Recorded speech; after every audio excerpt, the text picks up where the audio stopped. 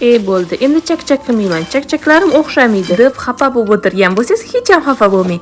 Bu chakchak retsepti 10 yoshli qizlarimizda ham zo'r o'xshab chiqadi. Xamirlari kumur-kumur og'izda eriydigan bo'ladi. Trend deysizmi? Yo'q, bu chakchak hech ham trenddan qolmaydi. Darrogina tayyorlab ko'ring. 6 ta tuxumga 1 chimdim tuz, 1 chimdim ichimlik sodasidan solib, mikser ham kerak emas, vinchikda yaxshilab ko'pirtirib olamiz. Un solib, o'rtacha qattimlikda xamir qoramiz. Tayyor xamirni salofanga o'rab, yarim soatga xolodilnikka qoldiramiz. Yarim soatdan so'ng dam olgan xamirlarimizni yoyib olib, uzun qilib ingichka lentachalar kesib olamiz. Lentalarimizni mayda qilib, mamparga o'xshatib to'g'rab olamiz. Orada unlab tursak, xamirlarimiz bir-biriga yopishib qolmaydi. Pishirishdan oldin elakdan o'tkazib olamiz, ortiqcha unlari qolmaydi shunda. Qizib olib, hovuridan tushgan yog'imizni o'rta olovda tillarang tusga kirguncha yaxshilab qizartirib pishirib olamiz. Endi qiyom tayyorlab olamiz. Qiyom retsepti bu videodan oldingi videoda joylashtirilgan. Ushbu retseptda yarim porsiyasini tayyorlab olsak yetadi. Qiyomimiz chakchaklar ustidan quyib aralashtirib olib, strich tortib olingan qolipimizga solib, qo'llarimizni yaxshilab suvlab olamiz va yaxshilab press qilamiz bosib. Shu joyda istasangiz ustidan qo'rib olingan kunjutlarni sepishingiz mumkin. 2 soat salqin joyga qoldirsak, chakchakimiz yaxshilab qotib oladi. Hammada birdek o'xshab chiqadigan chakchakimiz tayyor bo'ldi. Siz ham albatta ushbu retsept bo'yicha tayyorlab ko'ring. Kelayotgan hayit tayomingiz muborak bo'lsin.